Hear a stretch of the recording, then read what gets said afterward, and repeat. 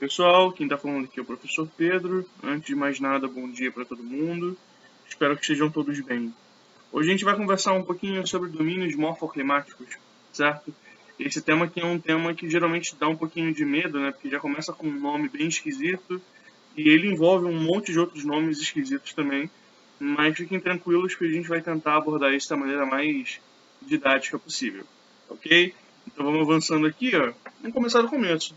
Para falar de domínio morfoclimático, a gente tem que saber que negócio é esse. Para entender isso, a gente precisa primeiro conhecer o autor desse conceito, tá legal? A pessoa, o cientista que criou o conceito domínio morfoclimático é o geógrafo brasileiro Aziz Nassib Absaber. Esse cara, ele vai ter uma preocupação muito grande em apreender uma série de aspectos do ponto de vista natural que corresponde ao nosso território, certo? Então ele vai se preocupar em analisar o nosso relevo, o nosso clima, a nossa vegetação, o solo formado aqui no país e a nossa hidrografia, tá certo? E de alguma maneira a gente pode entender que o domínio morfoclimático ele é meio que uma síntese dos conhecimentos que ele foi adquirindo e acumulando ao longo de anos de pesquisa. Então o que é esse domínio efetivamente? Depois de ter analisado o nosso território em diversos aspectos, o Absaber basicamente ele tentou fazer uma regionalização do nosso território a partir desses critérios, certo?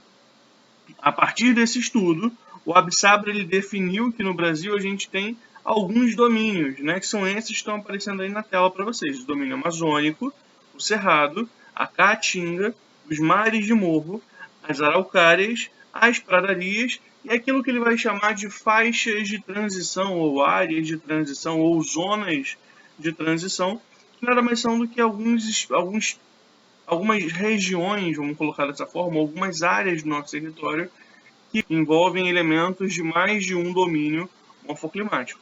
Tudo bem? A gente vai entender um pouco melhor agora porque a gente vai ver num mapinha esse negócio. Olha só. Esse mapa ele apresenta justamente a determinação das regiões naturais ou dos domínios morfoclimáticos desenvolvidos pelo Absaber, certo? Então observem aí como nesse mapa, na região que a gente costuma chamar de região norte, tem a predominância do domínio amazônico, né? Não é nenhuma surpresa. Uma das principais características da região norte é justamente essa vegetação, né? Essa floresta tropical que tem uma presença tão grande nesse território, beleza? A gente também tem aqui o Cerrado ali, ó, com o número 4, a gente tem a Caatinga com o número 2, a gente tem os mares de morro com o número 3 ali no lateral, a gente tem as araucárias com o número 5 e as pradarias com o número 6.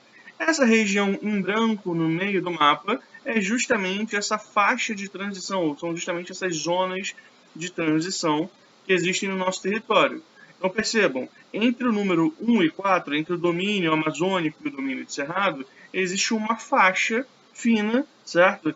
Que envolve elementos desses dois domínios. Justamente por isso ela é chamada de faixa de transição, tá certo? A gente vai compreender um pouco melhor de cada uma. Fiquem tranquilos, não vai ter nenhuma dúvida sobre isso daqui. Vamos só avançando, beleza? Vamos começar falando então do domínio amazônico, né? Eu vou tentar sempre localizar, por caso vocês tenham alguma dúvida. O domínio amazônico é esse que está circulado aí, né, em vermelho. E o domínio amazônico ele vai ter algumas características fundamentais. Primeiro, qual é o clima predominante aqui? É o clima equatorial, certo? É um clima muito quente, muito úmido. E isso a gente consegue perceber ao longo de um ano inteiro, beleza? A gente não tem um período de estiagem na Amazônia. Isso não existe. É um clima quente e úmido o ano todo, tá certo? A gente vai ter, do ponto de vista do relevo, o domínio das terras baixas, ou seja, a gente tem uma predominância de depressões e planícies, com a exceção do Planalto Norte Amazônico, né, que é a parte mais ao norte mesmo desse domínio amazônico, onde você vai encontrar o Planalto Norte Amazônico ou o Planalto das Guianas, certo? Que é justamente a área mais ao norte em que você percebe uma elevação do relevo, tá certo?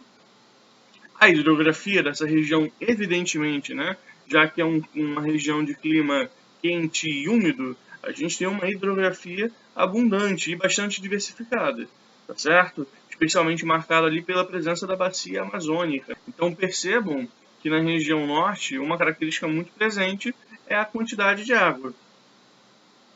Além de uma floresta tropical extremamente biodiversa, que é a floresta tropical amazônica, certo? Quando eu falo em biodiversidade, eu me refiro à biodiversidade animal e vegetal, tá certo, gente? E essa vegetação tem uma característica interessante, né? A maior parte dela é latifoliada. Aí vocês parem e pensem. Latifoliada significa o quê? É uma vegetação com folhas muito grandes. Agora, eu quero que vocês entendam que essa vegetação de folhas grandes, ela não está ali por acaso.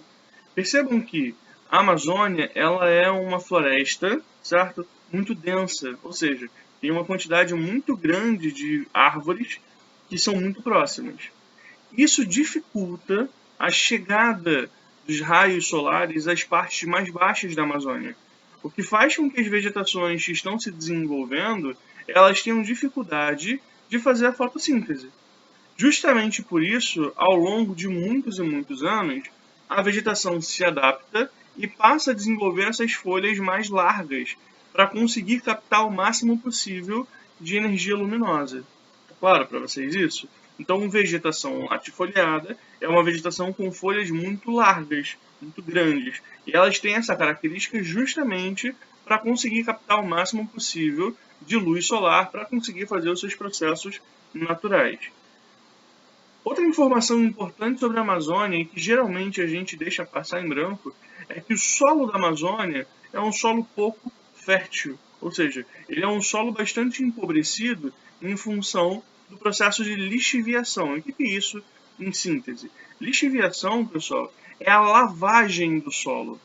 Se chove frequentemente na região amazônica, é natural que essa água da chuva ela leve consigo para o fundo do solo os nutrientes. Ou seja, a região mais superficial ela é bastante pobre. Só que a gente tem uma grande vantagem. Esse processo de chuva intensa que acontece se dá justamente por conta do processo de evapotranspiração da floresta, ou seja, a gente tem uma lógica ali de retroalimentação do ciclo hídrico, né? Chove bastante, a vegetação absorve e ela faz a evapotranspiração, joga a umidade para a atmosfera, que condensa, chove de novo e você percebe um movimento cíclico nesse processo.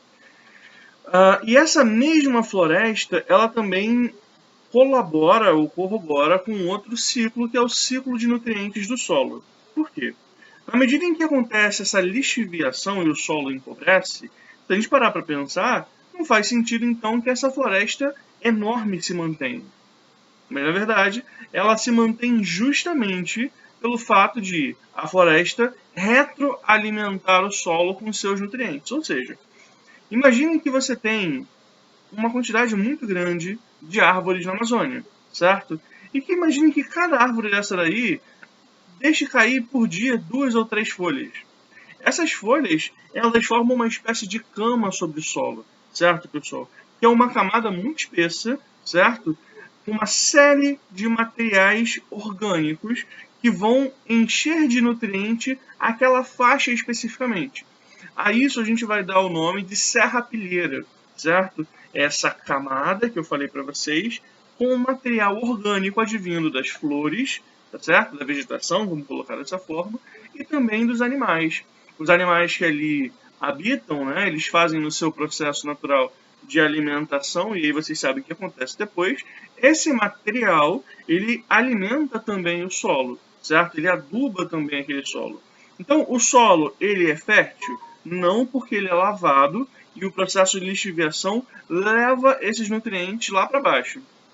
Só que, em função dessa camada, dessa faixa estreita aí, chamada serrapilheira, a gente vai ter um reabastecimento de nutrientes dessa superfície do solo. Tá claro para vocês isso? De novo, se não tiver claro, anota isso e me procura depois para tirar essa dúvida. Beleza? Então vamos avançando.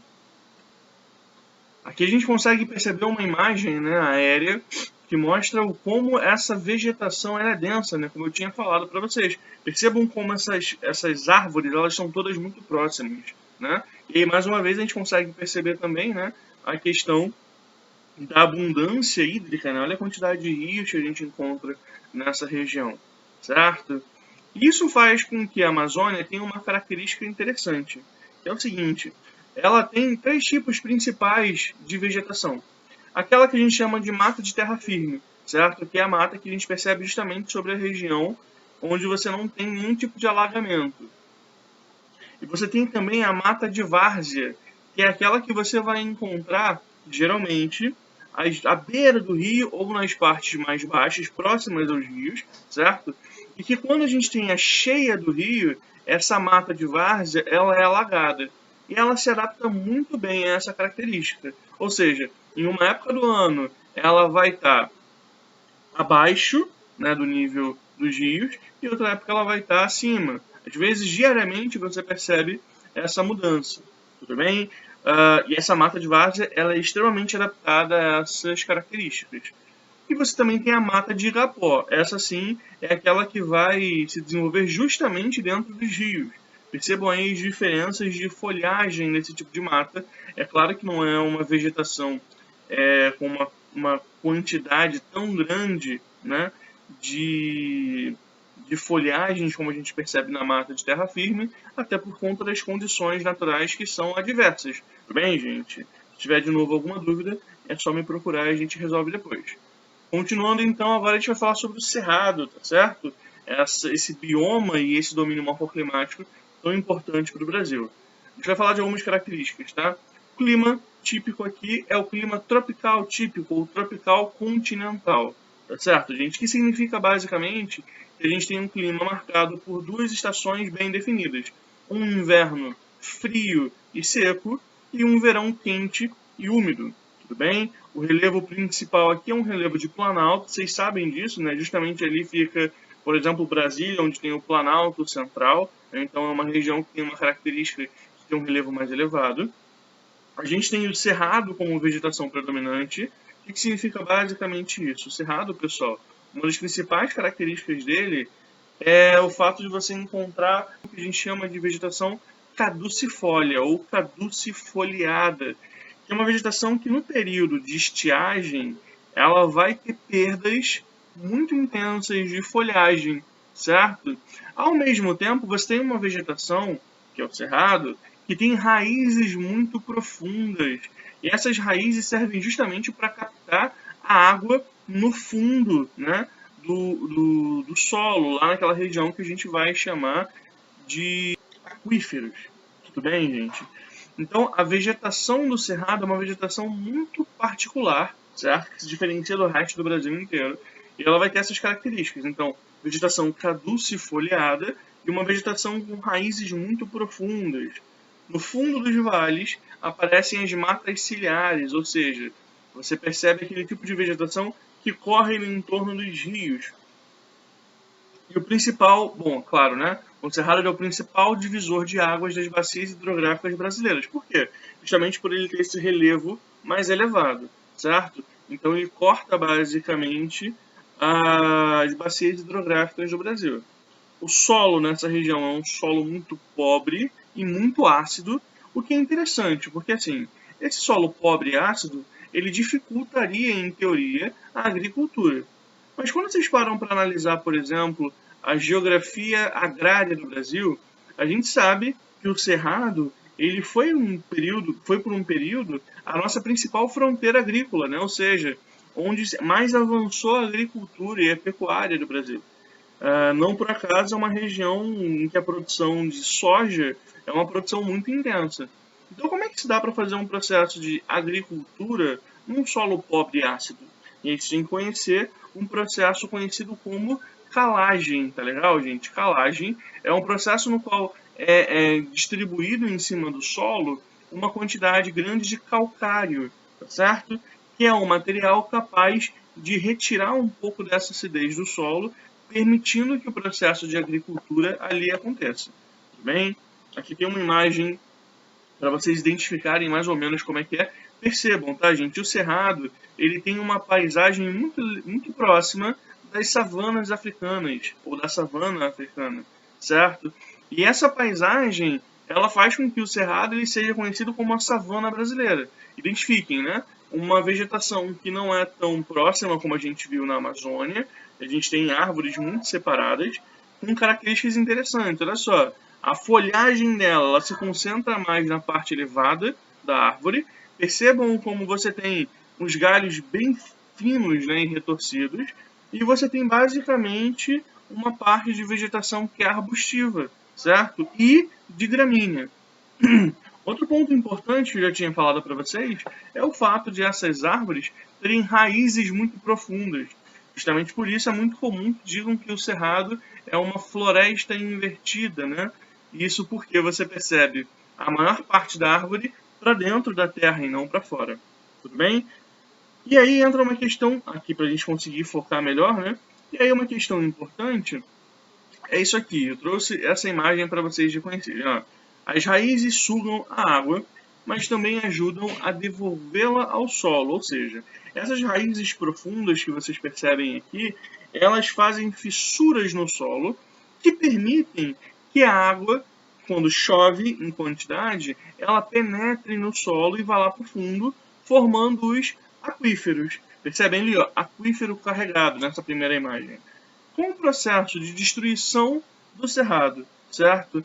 E a utilização desse terreno para a produção agrícola e pecuária, a gente percebe naturalmente uma compactação desse solo, ou seja, aquelas fissuras que são criadas, aquela porosidade, ela não existe mais. Além disso, você vai colocar coisas aqui que não têm raízes tão profundas. E aí o que vai acontecer? Essa água ela não consegue penetrar no solo.